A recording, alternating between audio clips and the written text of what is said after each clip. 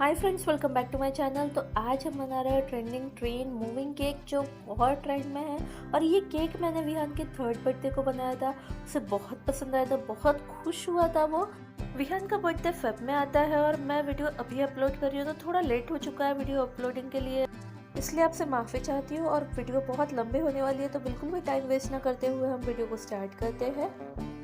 हम जो केक बना रहे हैं वो 1.5 kg का है, पाइनएप्पल फ्लेवर में है। घर पर खाने के लिए बना रहे हैं, तो कोई रिस्ट्रिक्शन नहीं था कि यही कलर चाहिए, यही थीम होना चाहिए। तो मैंने अपने मन से बहुत ही प्यारा केक बनाने की कोशिश की है। हमेशा ऐसा होता है, हम किसी के बर्थडे में जाते हैं तो केक बहुत ही कम दिया जाता है। मैंने सोचा हमारे घर पर जब कोई आता है बर्थडे को, तो उन्हें एटलीस्ट केक का टेस्ट तो आए, हम इतना तो सर्व करें कि उन्हें लगे हम वो केक खा रहे हैं, उन्हें खुशी मिले। तो मैंने इसीलिए थोड़ा ज़्यादा बनाया है कि किसी को भी कम नहीं जाना चाहिए केक, और हम दिल खोल के हम उन्हें सर्व कर पाए केक। तो पहले हम केक टीन को रेडी कर लेंगे। तो यहाँ मैंने 1 kg के केक के टीन के लिए पहले से ऑयल से ग्रीस कर लिया है, बटर पेपर लगा लिया है। उसी के साथ ½ kg का केक के लिए मैंने केक टीन रेडी कर लिया है। तो यहाँ पर हमने दोनों भी केक टीन को पहले ही रेडी करके रखा है, ताकि जब हम बैटर बनाए तो डायरेक्टली हम उसे पोर कर पाए। अब दोनों केक टिन हो गए रेडी। अब बैटर को रेडी कर लेंगे। तो पहले 1 kg का जो केक है, हमारा जो पहला बेस है, हम उसे रेडी करेंगे। तो मैंने यहाँ पे 2 कप के करीब वनीला प्रीमिक्स लिया है। उसमें 2 टेबलस्पून हम ऑयल ऐड करेंगे। उसके साथ साथ हम थोड़ा थोड़ा पानी डाल के बैटर को रेडी कर लेंगे। मैंने यहाँ पे पाइनएप्पल एसेंस ऐड किया है और हम मिक्स कर लेंगे। हमें एक साथ पानी नहीं डालना है और अच्छे से उसे मिक्स करना है। बैटर की कंसिस्टेंसी हम फ्लोइंग कंसिस्टेंसी रखेंगे, ताकि हम उसे जब गिराए तो वो बैटर में मिक्स हो जाए। बैटर में कोई लम्स ना हो, इसलिए हम उसे 2 से 3 बार टैप टैप करेंगे, ताकि कोई लम्स हो, कोई गुठलियाँ हो तो वो निकल जाएंगी। उसके बाद हम इसे 30 to 45 मिनट्स के लिए बेक कर लेंगे। तो आपको इसे धीरे धीरे पोर करना है और तवे पे बेक करना है। जब आप तवे पे बेक करें तो आप स्टैंड रख के 5 से 10 मिनट के लिए पहले प्री हीट कर लें, क्योंकि ये 1 kg का केक है तो पकने में थोड़ा टाइम लेता है। अगर आप प्री हीट करके रखेंगे तो वो जल्दी बेक हो जाएगा। और 40 मिनट्स बाद भी अगर बेक ना हो, आप टूथपिक डाल के चेक करें। अगर वो बेक ना हो तो आप उसे टेंशन ना लें, आप इसे कवर करके और 10 मिनट पकने दें।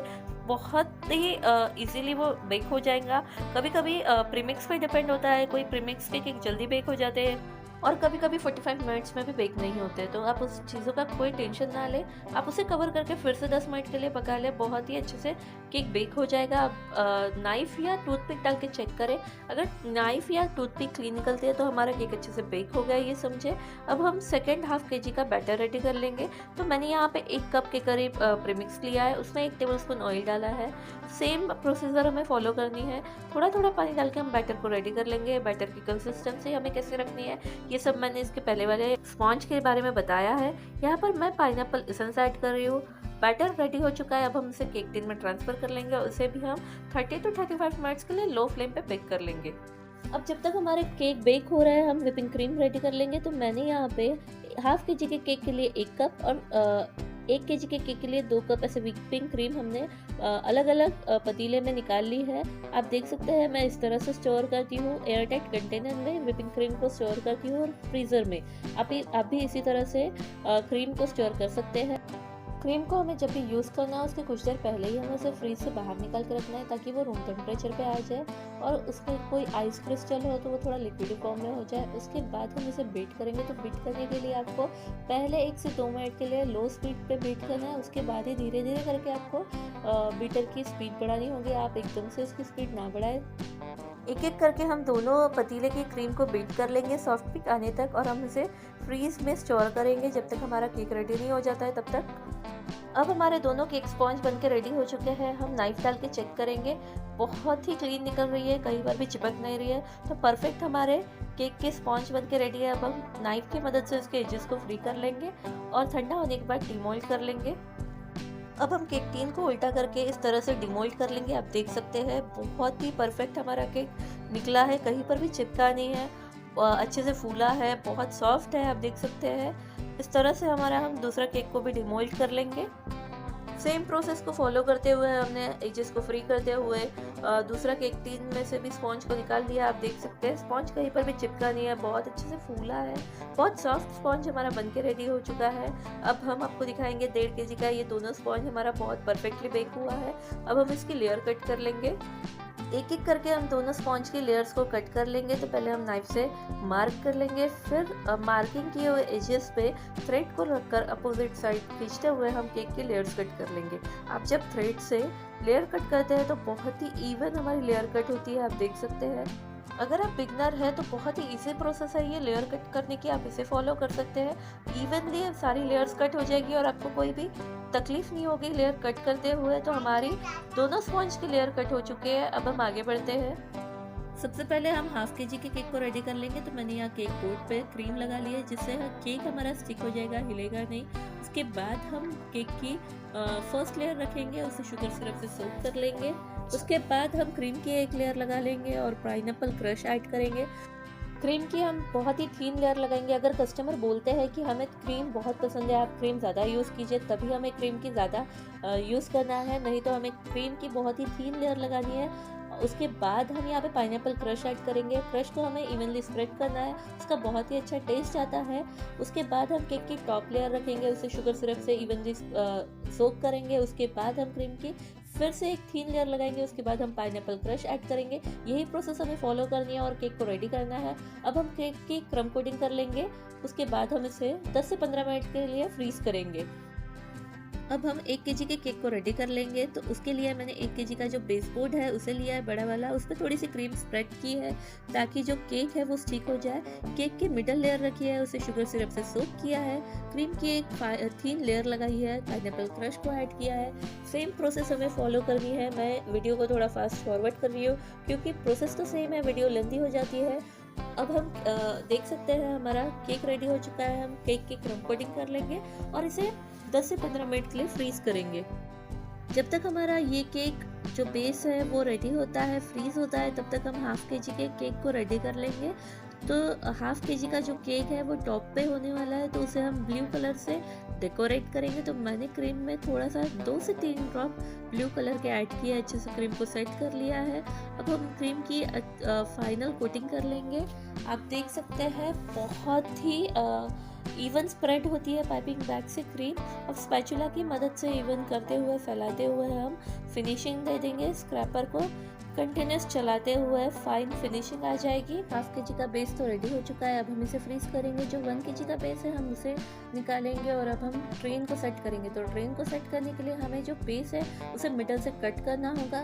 तो हम पहले मार्किंग कर लेंगे क्योंकि इवन कट होना चाहिए। उसके बाद हम उसे कट करेंगे। तो थोड़ा ऊपर नीचे नाइफ को करते हुए हमें बेस को कट करना है। अगर आप डायरेक्टली कट करेंगे तो वो इवन कट नहीं होंगी, आप देख सकते हैं। इसीलिए मैंने इसे बड़े पोर्ट पे लिया था क्योंकि स्पेस होनी चाहिए जब हम इसे कट करें तब। अब यहाँ पे हमने ट्रेन की जो पटरी होती है हम उसे रखकर पहले देख लेंगे कि वो बोर्ड पर किस तरह से सेट हो रही है। पटरी को सेट करने के बाद ट्रेन को चला के देखा कि वो कहीं केक पर चिपक तो नहीं रही है, स्टिक तो नहीं हो रही है। स्टिक तो नहीं हो रही थी ट्रेन, लेकिन जो पटरी है वो बहुत ऊपर आ रही थी जिससे ट्रेन बहुत गिर रही थी। तो फिर मैंने पटरी को सेलो टेप से स्टिक किया।